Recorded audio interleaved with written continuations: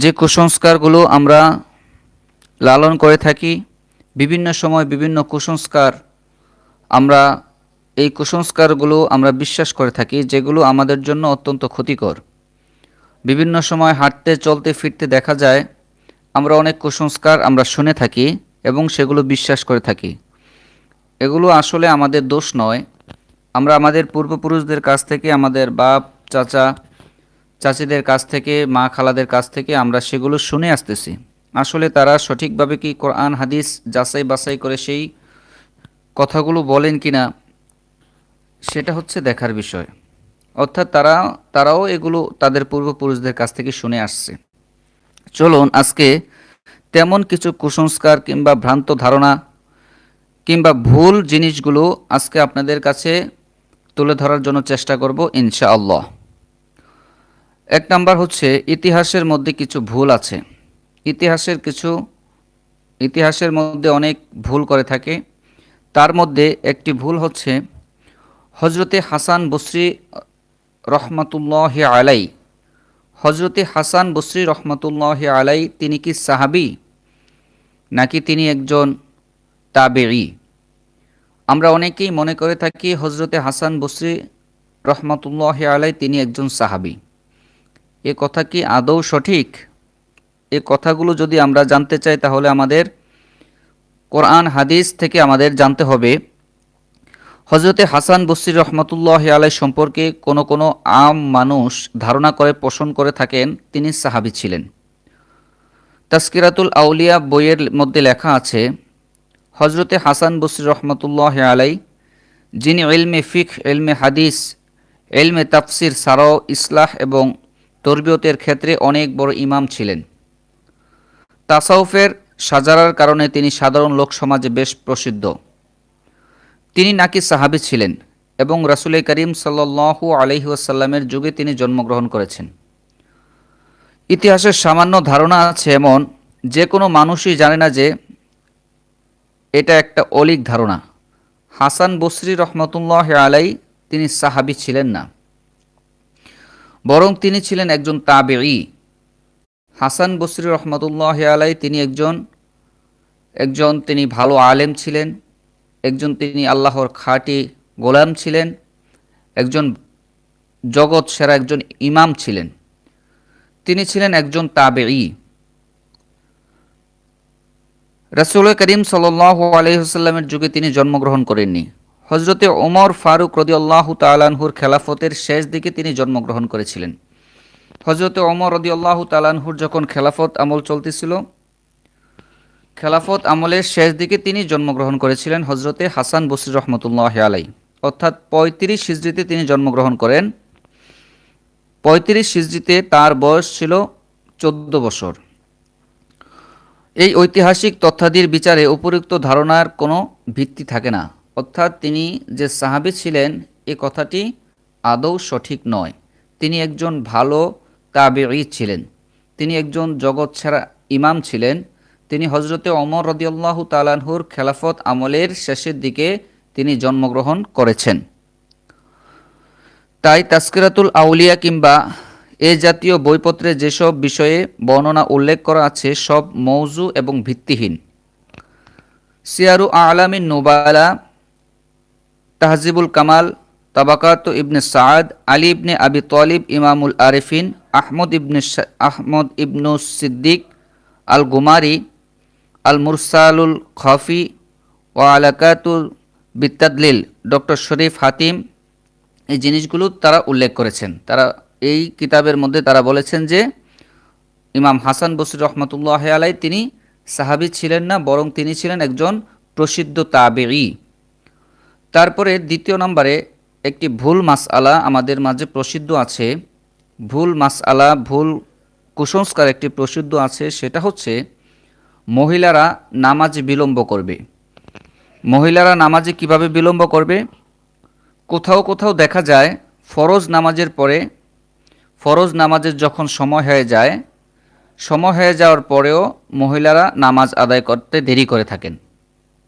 কারণ পুরুষরা এখনও মসজিদ থেকে বাড়িতে ফেরেনি। মসজিদ থেকে বাড়িতে ফেরার পরে মহিলারা নামাজ আদায় করবে। পুরুষরা নামাজ আদায় করে ফেরার পরে মহিলারা নামাজ আদায় করবে, নতুবা এটা বেয়াদবি হবে, নতুবা এটা ভালো দেখাবে না, এটা গুনাহ হবে। এই মাসআলাটি এই ধারণাটি সম্পূর্ণরূপে ভুল। পুরুষ যেমন নামাজের সময় হওয়ার কারণেই হওয়া মাত্রই নামাজ পড়তে পারে, তেমনি মহিলারাও নামাজের সময় হওয়া মাত্রই নামাজ পড়তে পারবে।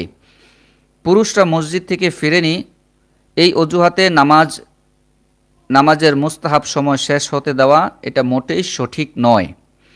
জুমার দিনের ব্যাপারে একই কথা, অর্থাৎ সেদিন মহিলারা জোহরের নামাজ পড়ার জন্য পুরুষদেরকে জুমার নামাজ থেকে ফিরে আসার পরে মহিলারা জোহরের নামাজ আদায় করে থাকে। এই ধারণাটিও সম্পূর্ণরূপে ভুল। যখনই নামাজের ওয়াক্ত হবে তখনই নামাজ আদায় করতে হবে, এটা পুরুষ এবং নারী উভয়ের ক্ষেত্রেই প্রযোজ্য, কারো জন্য ভিন্ন কোনো মাসআলা নয়।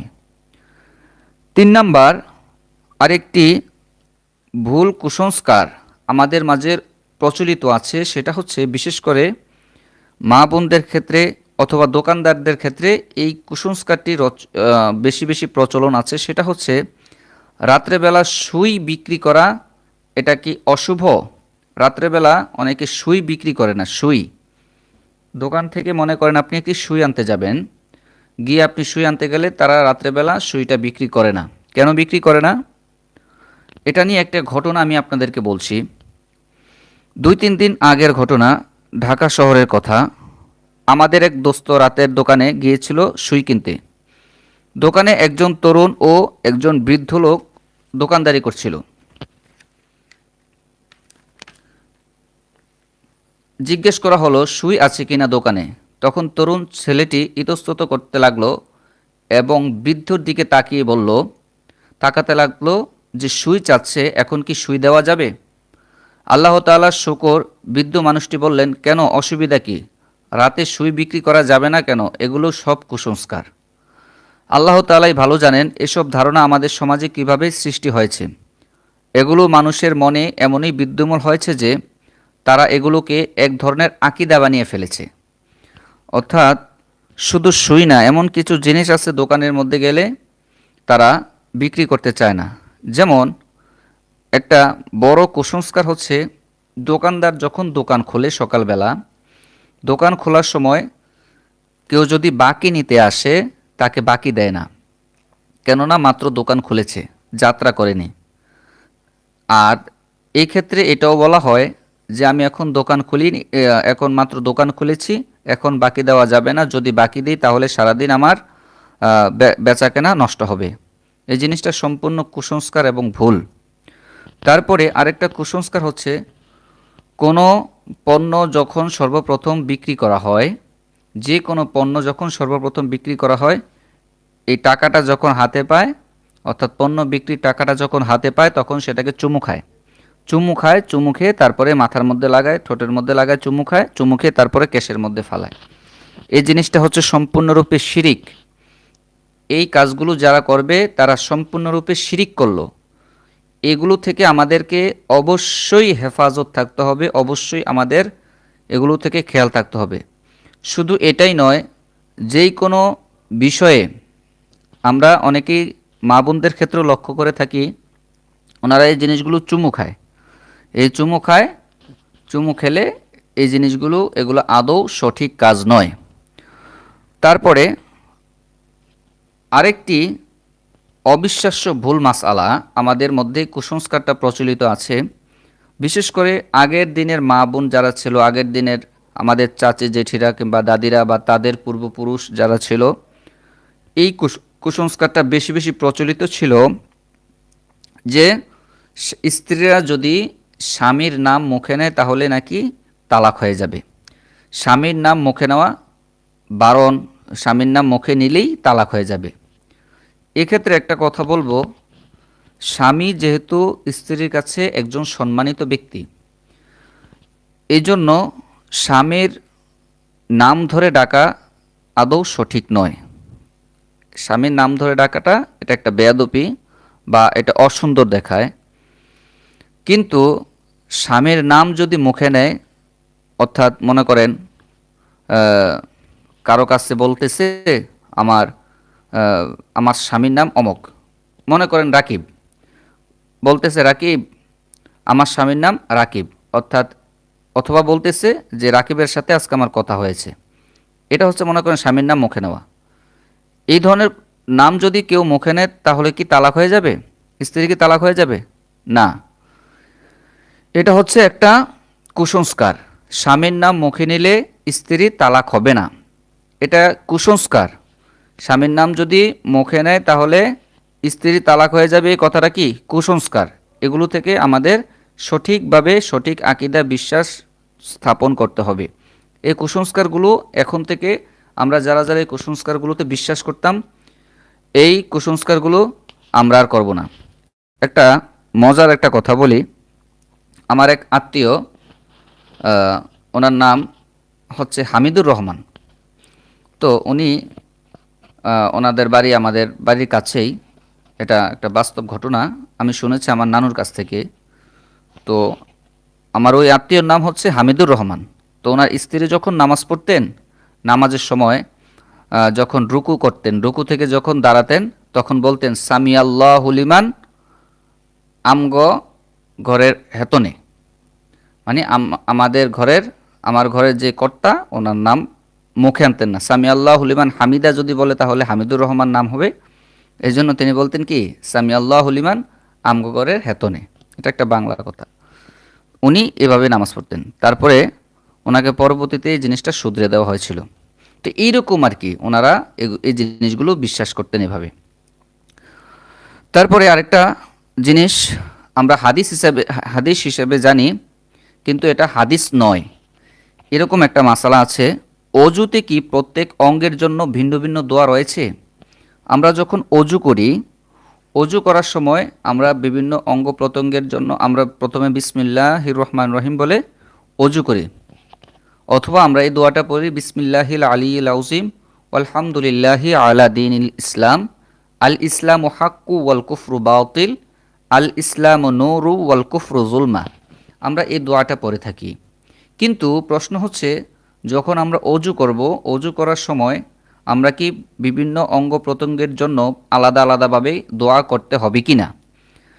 এই জিনিসটা অনেকে হাদিস হিসেবে চালিয়ে দেয়। এই জিনিসটা কি আসলেই হাদিস নাকি হাদিস নয়?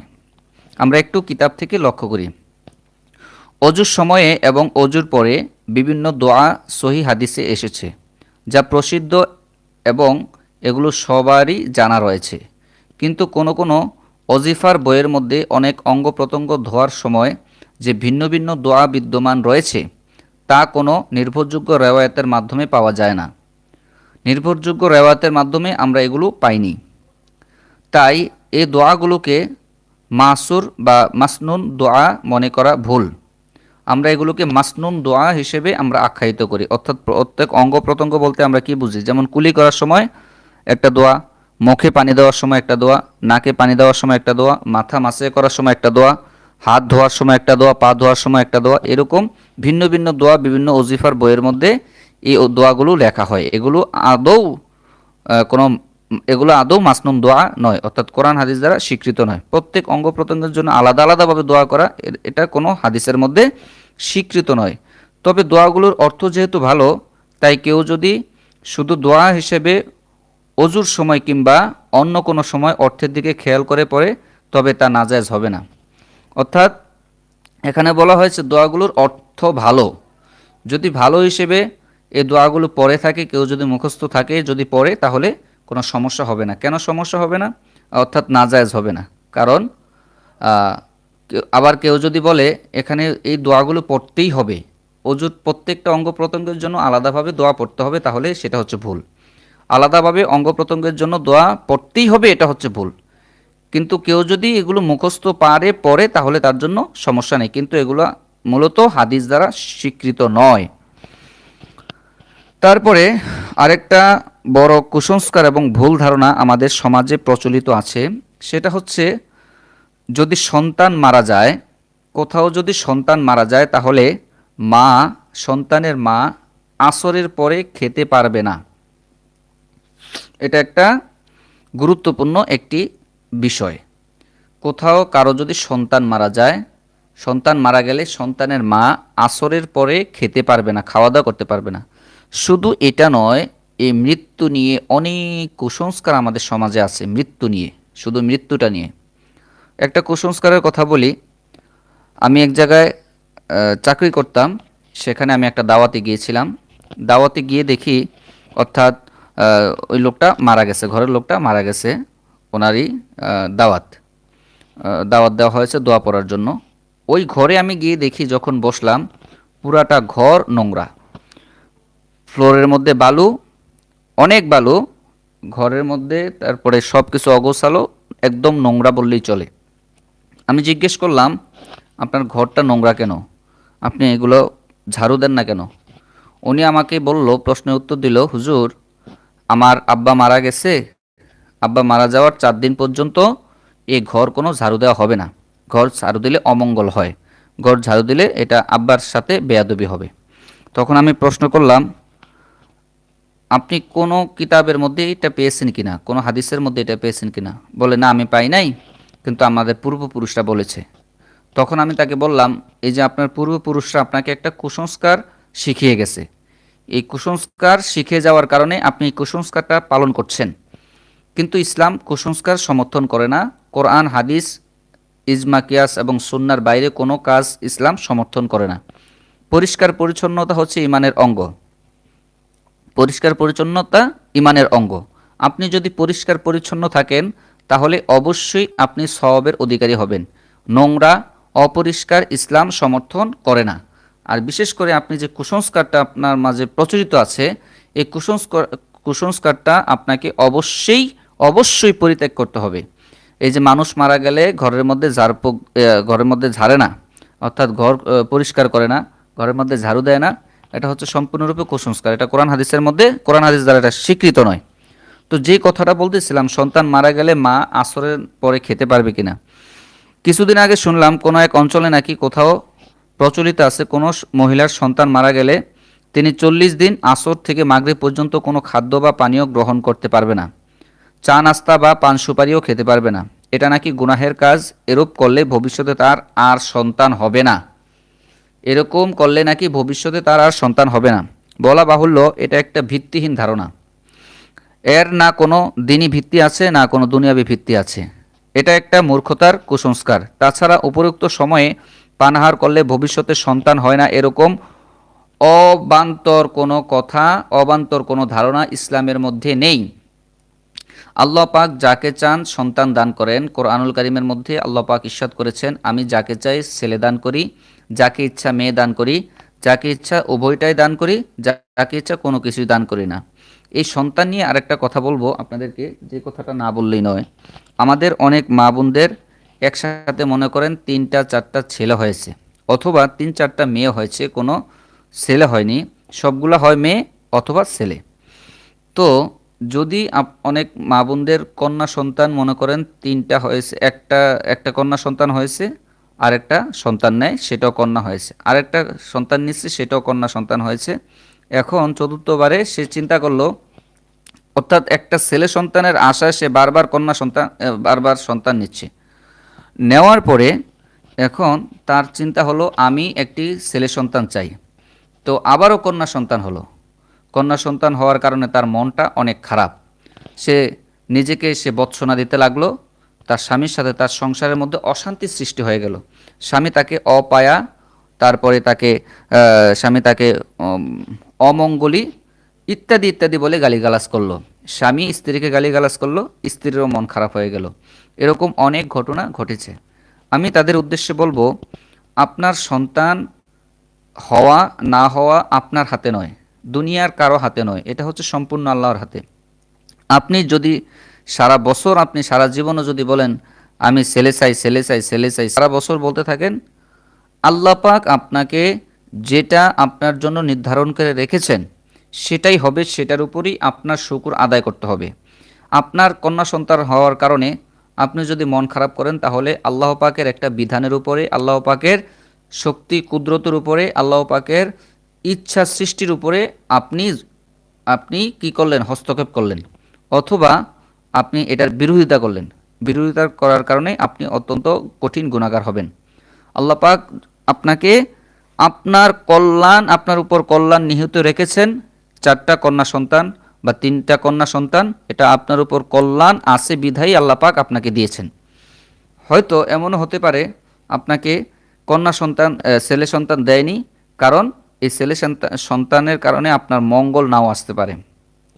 রাসূল করিম সাল্লাল্লাহু আলাইহি ওয়াসাল্লাম বলেছেন, যার একটা কন্যা সন্তান হবে সে জান্নাতে যাবে, যার 2টা কন্যা সন্তান হবে সে জান্নাতে যাবে, যার 3টা কন্যা সন্তান হবে সে আমি রসুলের সাথে জান্নাতে থাকবে। সুবহানাল্লাহি ওয়া বিহামদিহি সুবহানাল্লাহিল আযীম। সবাই সুবহানাল্লাহ বলেন। রাসূল করিম সাল্লাল্লাহু আলাইহি ওয়াসাল্লাম এই কথাটি বলেছেন ঠিক, কিন্তু এটার ভিতরে আরেকটা ব্যাখ্যা লুকায়িত আছে।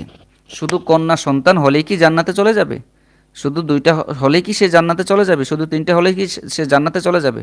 হ্যাঁ, বিষয়টা আদৌ এরকম নয়। বিষয়টা হচ্ছে, যার একটা কন্যা সন্তান হবে, 2টা হবে, 3টা হোক, সে যদি তার কন্যা সন্তানকে ইলমে দ্বীন শিক্ষা করায়, দ্বীনি পরিবেশে রাখে এবং একজন ভালো ইমানদার যুবকের হাতে তাকে সোপর্দ করে, অর্থাৎ ভালো একজন পাত্রের কাছে দেয়, যেই পাত্রটা হচ্ছে নামাজি, মেয়েটাও নামাজি, মেয়েটা পর্দা করে, অর্থাৎ শরীয়তের হুকুম আহকাম মোতাবেক যদি সে চলে, এবং এই কন্যা সন্তানের পিতা যদি মেয়েটাকে সঠিকভাবে আল্লাহর রাস্তায় সঠিকভাবে রাখে, আর এই মেয়েটা যদি দিনদার হয়, এক কথায় যদি মেয়েটাকে দিনদার বানায়, তাহলেই এই কন্যা সন্তানের ওসিলায় তার পিতা মাতা রাসূল সাল্লাল্লাহু আলাইহি ওয়াসাল্লামের সাথে জান্নাতে থাকবেন। বলেন সুবহানাল্লাহ।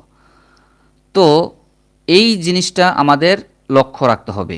আপনাকে আল্লাহ পাক যেটা দেন সেটার মধ্যেই আপনার কল্যাণ নিহিত রয়েছে। সুতরাং আল্লাহ পাকের ইচ্ছার বিরুদ্ধে, আল্লাহ পাকের হুকুমের বিরুদ্ধে যদি আপনি কোনো অবস্থান নেন, আপনি যদি মন খারাপ করেন, স্বামী স্ত্রীর মধ্যে যদি আপনি অশান্তি সৃষ্টি করেন, তাহলে অবশ্যই আপনি কবিরা গুনাহগার হবেন। তো যে কথাটা বলতেছিলাম, সন্তান মারা গেলে মা আসরের পরে খেতে পারবে কিনা? জি, অবশ্যই খেতে পারবে, খাওয়া দাওয়া করতে পারবে। এটা যে বলবে পারবে না, এটা তার অত্যন্ত ভুল ধারণা, কুসংস্কার থেকে আমাদের সবাইকে হেফাজত থাকতে হবে। তারপরে আরেকটা কুসংস্কার হচ্ছে, একটা ইতিহাসের একটা ভুল ধারণা, যে ইতিহাসগুলো আমরা অনেকেই জানি না, আবার আমরা ভুল ইতিহাসগুলো পড়ে থাকি। ফেরাউন কোথায় নিমজ্জিত হয়েছিল? একটা গুরুত্বপূর্ণ আলোচনা। ফেরাউন, আমরা তো ফেরাউনকে কম বেশ সবাই চিনি। ফেরাউন কে ছিল? ফেরাউন ছিল একজন বাদশাহ, সে ছিল মিশরের বাদশাহ ছিল মূসা আলাইহিসসালাতু ওয়াসসালামের যুগে। হজরতে মূসা আলাইহিসসালাতু ওয়াসসালামের সাথে ফেরাউনের একটা যুদ্ধ হয়েছিল। মূসা আলাইহিসসালাতু ওয়াসসালাম যখন জন্মগ্রহণ করেন, এই ঘটনাটা একটু বলি, আপনারা একটু মনোযোগ দিয়ে শুনেন। হজরতে মূসা আলাইহিসসালাম যখন জন্মগ্রহণ করবেন, মূসা আলাইহিসসালাতু ওয়াসসালাম যখন তার মায়ের পেটে আসলেন, আসার পরে একজন খ্রিস্টান ফাদ্রি ফেরাউনকে বলল, ও ফেরাউন বাদশাহ, আপনার যুগে, আপনার শাসনামলে আপনার এলাকায় একটা ছেলে সন্তান জন্মগ্রহণ করবে, যেই ছেলে সন্তানটা আপনার বিরুদ্ধে যুদ্ধ করবে, লড়াই করবে, আর সেই সন্তানটা হবে আল্লাহর একজন খাঁটি, আল্লাহর একজন পেয়ারা নবী, আল্লাহর একজন উচ্চ পদস্থ একজন নবী হবে। তখন ফেরাউন তো নিজেকে খোদা দাবি করত। ফেরাউন চিন্তা করলো, যদি আমার বাদশাহীতে, আমার রাজত্বে যদি এরকম কোনো ছেলে সন্তান জন্মগ্রহণ করে, তাহলে আমি অবশ্যই তাকে হত্যা করব। ফেরাউন সঙ্গে সঙ্গে তার সকল সৈন্যবাহিনী নিযুক্ত করলো। প্রত্যেকটা বাড়িতে বাড়িতে সৈন্যবাহিনী নিযুক্ত করে যত জায়গায় ছেলে সন্তান জন্মগ্রহণ করবে বা করতেছে, সমস্ত ছেলে সন্তানগুলোকে সে মেরে ফেললো, সবাইকে হত্যা করলো। হত্যা করার পরে হজরতে মূসা আলাইহিসসালাতু ওয়াসসালাম যখন তার পিতার তার মা, তার ঔরস যখন এসেছে, আল্লাহ সুবহানাহু ওয়া তাআলা এমন একটা অবস্থা করলেন, এমনভাবে তাদেরকে ভুলিয়ে দিলেন, মূসা আলাইহিস সালাম জন্মগ্রহণ করবেন এটা ফেরাউনের কোনো দৃষ্টিতেই ছিল না। হযরত মূসা আলাইহিস সালাম জন্মগ্রহণ করলেন। জন্মগ্রহণ করার পরে মূসা আলাইহিস সালাতু ওয়াসসালাম এর মা এই ফেরাউনের ভয়ে তাকে একটা পাতিলার মধ্যে করে, একটা ডেকসিতে করে পানির মধ্যে ছেড়ে দিলেন। পানিতে ছেড়ে দেওয়ার পরে সেই পানিটা মূসা আলাইহিস সালাতু ওয়াসসালামকে বাতাসে ধাক্কা দিতে ধাক্কা দিতে ফেরাউনের নদীর ঘাটার সামনে এসে এই ডেকচি পাতিলটা এখানে থামলো। থামার পরে যখন মানুষ গোসল করতে গেল, গোসল করতে গিয়ে দেখে একটা পাতিলের মধ্যে সুন্দর টকবগে একজন যুবক, পূর্ণিমার চাঁদের মতো চেহারা, সুন্দর একটা একটা ছোট্ট বাচ্চা। এই বাচ্চাটাকে দেখে ফেরাউনের সৈন্যবাহিনীরা তাকে নিয়ে আসলো। আসার পরে আসিয়া যখন এই বাচ্চাটাকে দেখলো, দেখে তার কাছে এত ভালো লেগেছে, আসিয়া তাকে রাখার জন্য পাগল হয়ে গেল। ফেরাউন যখন দেখলো এটা ছেলে সন্তান, ফেরাউন তখন সঙ্গে সঙ্গে অর্ডার করলো এই সন্তানটাকে হত্যা করো। কিন্তু আসিয়া তাকে হত্যা করতে দিল না। আসিয়া যখন তাকে হত্যা করতে দিল না, আসিয়া বলল এই সন্তানটা হচ্ছে শিশু, নাবালক, একটা শিশু, অবুঝ শিশু, আপনি তাকে কেন হত্যা করবেন? আপনি তাকে হত্যা করবেন কেন? কোনো কারণ ছাড়া কেন তাকে হত্যা করবেন? সে বলল সে আমার বিরুদ্ধে ভবিষ্যতে সে যুদ্ধ করবে, আমার সাথে সে যুদ্ধ করবে, ভবিষ্যতে সে আমার রাজত্ব কেড়ে নেবে, অবশ্যই তাকে আমি হত্যা করে ফেলবো, তাকে আমি রাখবো না। কিন্তু আসিয়ার কারণে সে তাকে হত্যা করতে পারেনি। আসিয়া তাকে হেফাজত করেছে, তাকে সুন্দরভাবে রেখে দিয়েছে। এটা অনেক লম্বা একটা ঘটনা। যখন মুসা আলাইসাল্লাম বড় হলো, বড় হওয়ার পরে মুসা আলাইসাল্লাম যখন নবী হলেন, নবী হওয়ার পরে ফেরাউনের সাথে তার একটা যুদ্ধ হলো। যুদ্ধ যখন হলো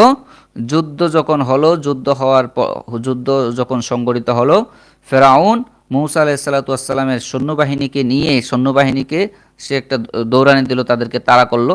তাড়া করতে করতে মূসা আলাইসাল্লাম একটা নদীর পাশে দাঁড়ালেন, নদীর পাশে গিয়ে আটকে গেলেন।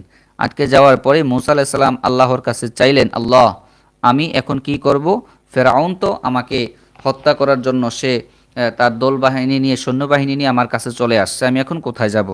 মূসা আলাইহিস সালাতু ওয়াসসালাম তখন আল্লাহর কাছে যখন চাইলেন, আল্লাহ পাক বললেন, মূসা তোমার হাতে যে একটা লাঠি আছে, এই লাঠিটা তুমি ছেড়ে দাও। তিনি লাঠিটা ছেড়ে দিলেন। লাঠিটা দিয়ে তিনি 12টা আঘাত করলেন জমিনের মধ্যে, পানির মধ্যে। আঘাত করার সঙ্গে সঙ্গে এই নদীর উপর দিয়ে 12টা রাস্তা হয়ে গেল। 12টা রাস্তা যখন হলো, মূসা আলাইহিস সালাতু ওয়াসসালাম এই 12টা রাস্তা দিয়ে তিনি দৌড় দিলেন। তার সৈন্যবাহিনী নিয়ে তিনি এই পার থেকে ওই পারে চলে গেলেন। এখন প্রশ্ন হলো কিভাবে তিনি চলে গেলেন?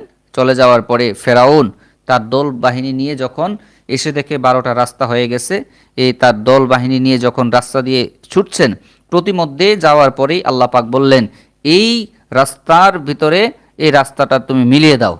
এই রাস্তাটা পানিকে বললেন রাস্তা, পানিকে বললেন পানি, এই রাস্তাগুলোকে সব মিলিয়ে দাও। সঙ্গে সঙ্গে পানিটা মিলে গেল। মিলে যাওয়ার পরে ফেরাউন সেখানে ডুবে ধ্বংস হয়ে নিমজ্জিত হয়ে গেল। এখন প্রশ্ন হলো, ফেরাউন কোথায় নিমজ্জিত হয়েছিল? কারো কারো মুখে শোনা যায় আল্লাহ তাআলা যে জলভাগ দিয়ে মূসা আলাইহিস ও তার সাহাবীদেরকে কুদরতিভাবে পার করেছিলেন, আর ফেরাউন এবং তার দলবল সহ যেখানে নিমজ্জিত করেছিলেন তা হচ্ছে নীল নদ। এই নীল নদের ধারণাটা সম্পূর্ণ ভুল। তাহলে কোথায়? যেহেতু নীল নদ মিশরের নদী আর ফেরাউন ছিল মিশরের অধিপতি, সম্ভবত এজন্যই এই কথা অনেকের কাছে স্বাভাবিকভাবে মনে হয়। ফলে এই ভুল ধারণা ব্যাপকভাবে লাভ হয়েছে। সঠিক তথ্য হচ্ছে ফেরাউন যে স্থানে নিমজ্জিত হয়েছে তা হচ্ছে লোহিত সাগরের উত্তর অংশে। লোহিত সাগর এর উত্তর অংশে মিশরের আগে যেখানে সুয়েজ খাল খনন করা হয়েছে তার সংলগ্ন দক্ষিণে সমুদ্রের 2টি মাথা পরিলক্ষিত হয়। আমাদের আলোচিত স্থান হচ্ছে পশ্চিমের মাথা। এই স্থানে বর্তমানে সুয়েজ উপসাগর নামে পরিচিত। হজরতে মূসা আলাইহিস সালাতু ওয়াসসালাম যখন আল্লাহ তাআলার আদেশে মজলুম নবী ইসরাইলকে সঙ্গে নিয়ে রাতের বেলা এখানে পৌঁছলেন এবং সঙ্গের লাঠি দ্বারা সমুদ্রে আঘাত করলেন, তখন সমুদ্র যেন তার জন্য পথ করে দিলেন। পানি উঁচু টিলার মতো দুই পাশে স্থির হয়ে গেল, আর তিনি শুকনো রাস্তা দিয়ে সমুদ্র পার হলেন। সমুদ্র পাড়ি দিয়ে মূসা আলাইহিস সালাম ও তার সঙ্গীরা সিনা উপদ্বীপে উপনীত হয়েছিল।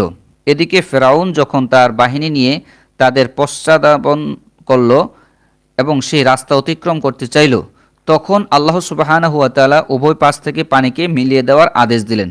ফলে তারা সবাই নিমজ্জিত হয়ে জাহান্নামে রশিদ হলো। মূসা আলাইহিস সালাতু ওয়াসসালাম সে সময় মিশর থেকে সিনা উপদ্বীপে পৌঁছেছিলেন, তা একটি স্বীকৃত বিষয়। মিশর থেকে চীনা যাওয়ার পথে যে জলভাগ রয়েছে তা হচ্ছে লোহিত সাগর। নীল নদের প্রশ্ন এখানে অবান্তর। সুতরাং আমরা বুঝতে পারলাম মূসা আলাইহিস সালাতু ওয়াসসালাম যেই নদীর উপর দিয়ে গিয়েছিলেন সেটা হচ্ছে নীল নদ নয়, সেটা হচ্ছে লৌহিত সাগর। লৌহিত সাগর, এটা হচ্ছে লোহিত সাগরের উত্তর অংশ। এটাকে আরবিতে বলা হয় বাহরাকাল জুম। আমরা নীল নদ যে ধারণাটা আমরা এতদিন করে আসছি, এই নীল নদটা আসলে সঠিক তথ্য নয়। এটা হচ্ছে বাহরাকাল জুম, অর্থাৎ লোহিত সাগরের উত্তর অংশে সে ডুবে নিমজ্জিত হয়েছিল। তারপরে আরেকটি ভুল ধারণা আমাদের মাঝে প্রচলিত আছে।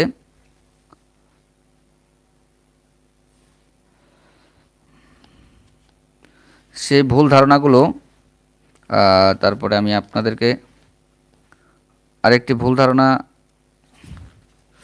একটু ওয়েট করেন।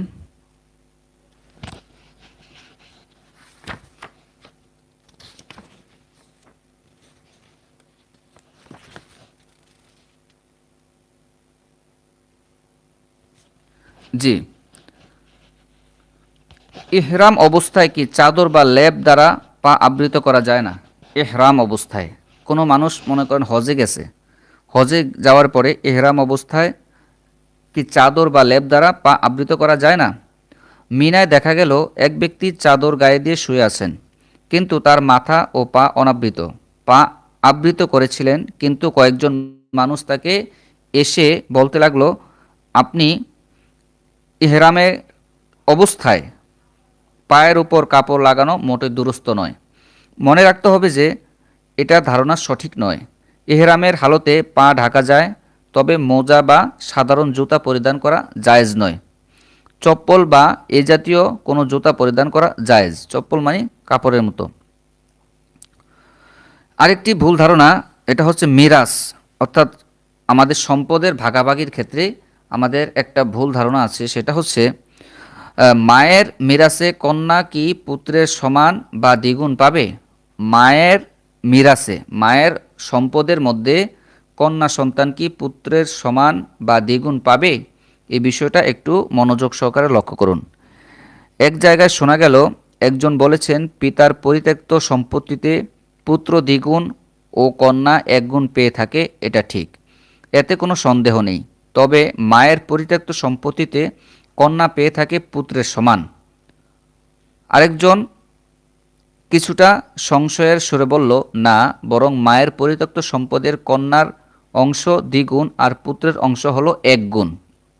উপরোক্ত দুটি ধারণাই সবচেয়ে সম্পূর্ণ ভুল। সঠিক মাসআলা হচ্ছে পিতামাতার যার মিরাসই হোক না কেন তা বন্টনের পদ্ধতি অভিন্ন। এক্ষেত্রে পদ্ধতি সেটাই যা কোরআনুল কারীমের মধ্যে আল্লাহ পাক উল্লেখ করেছেন, লিজ্জাকারি মিসলু হাজ্জিল উনসায়াইন, মায়ের মিরাসই ভাই পাবে বোনের দ্বিগুণ। অর্থাৎ এর দ্বারা আমরা বুঝতে পারলাম মার সম্পদ হোক, বাবার সম্পদ হোক, যারই সম্পদ হোক না পদ, অবশ্যই কোরআনুল কারীমের ভাষ্য অনুযায়ী সন্তানের মধ্যে ছেলেরা পাবে কন্যার দ্বিগুণ, কন্যা পাবে এক গুণ।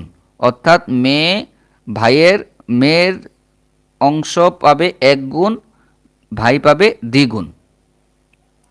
বলা প্রয়োজন যে এখানে শুধু উল্লেখিত ভুলটি সংশোধন করে দেওয়া হলো, যা দু তিনজন মানুষের মুখে শোনা যায়।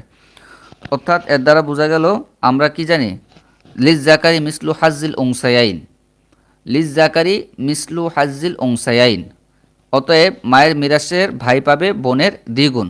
অর্থাৎ বোন যদি এক গুণ পায় তাহলে ভাই পাবে সম্পদ দ্বিগুণ।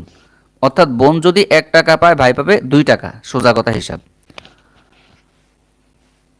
তারপরে আরেকটা জাহিলি রসম আমাদের সমাজে প্রচলিত আছে, যেই জিনিসটা অত্যন্ত মহামারীর আকারে ধারণ করেছে। জিনিসটা আমাদের সমাজে, আমাদের দেশে কঠিন একটি গর্হিত কাজ বলে আমরা বিবেচিত করে থাকি। সেই জিনিসটা হচ্ছে বোন যদি তার অংশ গ্রহণ করে নেয়, অর্থাৎ বোন যদি তার বাপের বাড়ির সম্পদ নিয়ে নেয়, অর্থাৎ মেয়ে যদি তার বাপের বাড়ির সম্পদ নিয়ে নেয়, তাহলে পিত্রালয়ে আসা যাওয়া বন্ধ। এই জিনিসটা আপনারা অনেকেই জানেন। এবং অনেকের মাঝেই এই জিনিসটা আছে। কন্যা সন্তান যদি তার সম্পদটা নিয়ে আসে বাপের বাড়ি থেকে, আসলে সেখান থেকে তার রসম হচ্ছে সেখানে বাপের বাড়িতে আসে যেতে পারবে না, বাপের বাড়ি থেকে তার সমস্ত সম্পর্ক বিচ্ছিন্ন। এই জিনিসটা অবশ্যই আপনারা সবাই জানেন। এই জিনিসটা নিয়ে এখন কথা বলবো।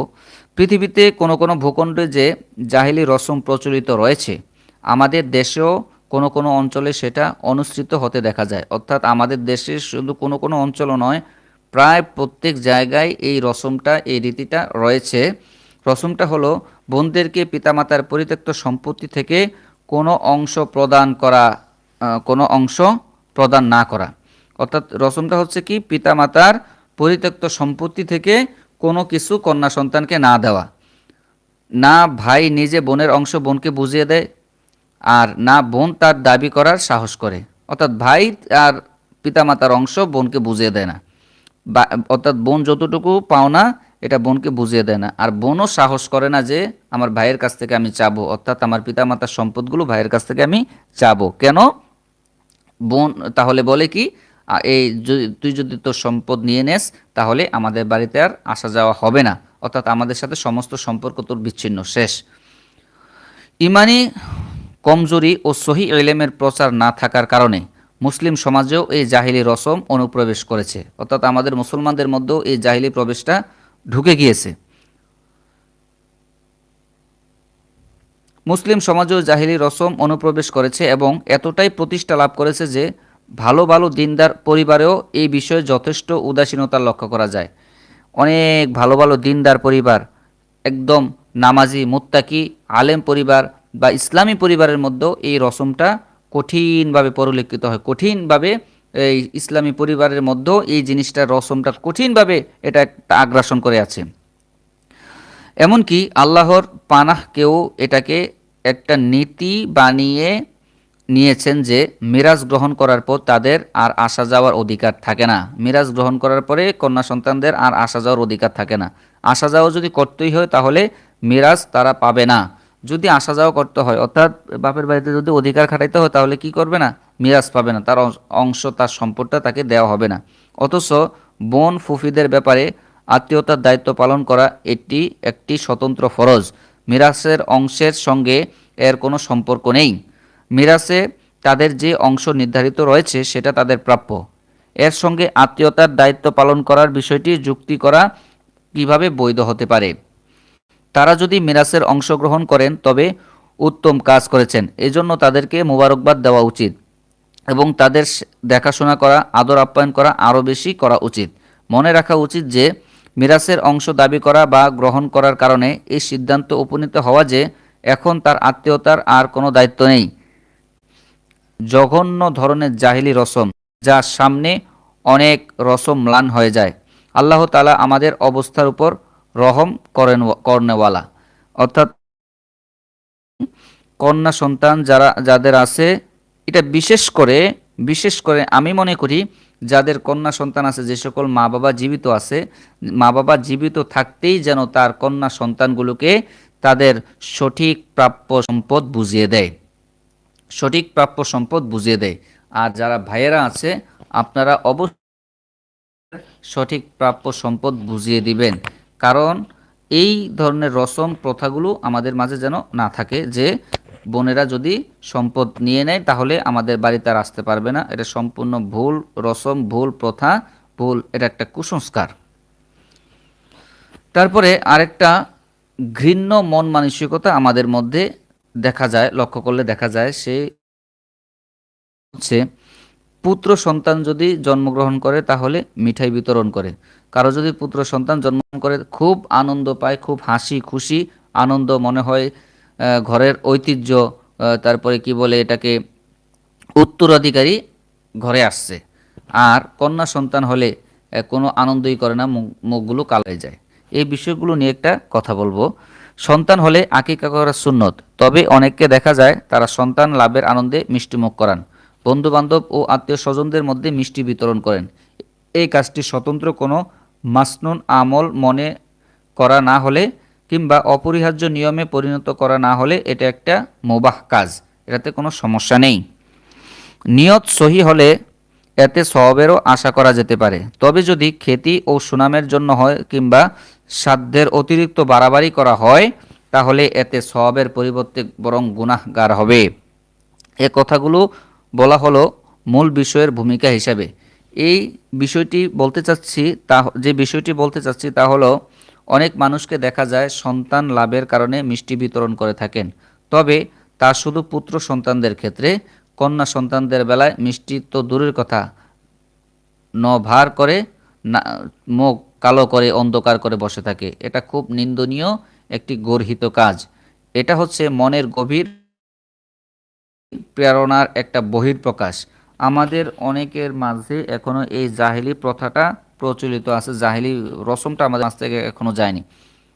সেটা হচ্ছে, যদি কন্যা সন্তান জন্মগ্রহণ করে তাহলে আমাদের মুখটা কালো হয়ে যায়। এই কাজটা তো করতো জাহেলি যুগেরা। জাহেলি যুগে মানুষ জাহেলি যুগে যখন কন্যা সন্তান হতো, তারা জীবন্ত দাফন করে ফেলতো এবং অমঙ্গল মনে করত। সন্তান সে পুত্র হোক বা কন্যা হোক, আল্লাহ তাআলার অনেক বড় দান ও অনুগ্রহ। কাউকে আল্লাহ তাআলা কন্যা দিবেন, কাউকে পুত্র দিবেন, আল্লাহ পাকের ইচ্ছার উপর নির্ভরশীল। এর পেছনে কারো কোনো হাত নেই। এ বিষয়ে মন খারাপ বা কন্যা ও তার মায়ের দিকে বিরক্তি প্রকাশ করা, তারপরে তার উপর অত্যাচার করা, তার সাথে নিচু আচরণ করা, এটা আল্লাহ তাআলার নেয়ামতের অবমাননা করা হয়। আল্লাহ তাআলা মুসলমানদেরকে জাহিলিয়াত থেকে নাজাত দিন এবং তাদেরকে দ্বীনের সঠিক বুঝদান করুন। পিতামাতা যদি তাদের জীবনের প্রত্যেক বাস্তবতাই একটুখানি মূল্য দিতেন, যার পরশ তারা মর্যাদা লাভ করেছেন। সাধারণত এটি দেখা যায় যে কন্যার হৃদয়ে পিতামাতার জন্য ভালোবাসা অনেক বেশি থাকে এবং তারা পিতামাতাকে অনেক কম কষ্ট দিয়ে থাকেন। এছাড়া মুসলমানদের সর্বদা স্মরণ রাখা উচিত যে রাসূলুল্লাহ সাল্লাল্লাহু আলাইহি ওয়াসাল্লামের বাণী, যেখানে তিনি কন্যা সন্তানদের তরবিয়তের উপর অনেক বড় সওয়াবের ঘোষণা করেছেন। এমনকি এই কারণে জান্নাতেরও সুসংবাদ দিয়েছেন। সুবহানাল্লাহি ওয়া বিহামদিহি সুবহানাল্লাহিল আযীম। প্রিয় দর্শক, আমরা আজকে কয়েকটি কুসংস্কার নিয়ে আপনাদের সামনে কথা বলেছি। ইনশাল্লাহ আল্লাহ পাকের কাছে ইনশাল্লাহ আমরা এই কুসংস্কারগুলো থেকে নিজেকে হেফাজত করব। যারা যারা এই কুসংস্কারে বিশ্বাসী, কুসংস্কারগুলো আমরা যারা বিশ্বাস করে আমাদের মন মানসিকতাকে নষ্ট করে দিচ্ছি, এই কুসংস্কারগুলো থেকে আমাদের সবাইকে জাতিকে হেফাজত থাকতে হবে, সতর্ক থাকতে হবে। আল্লাহ সুবহানাহু ওয়া তাআলা আমাদের সবাইকে ইলমে দ্বীন এবং দ্বীনের নিয়ম নীতি আহকামগুলো সঠিকভাবে বোঝার তৌফিক দান করুক। ওয়া মা আলাইনা ইল্লাল বালাগ। আসসালামু আলাইকুম ওয়া রাহমাতুল্লাহি ওয়া বারাকাতুহু।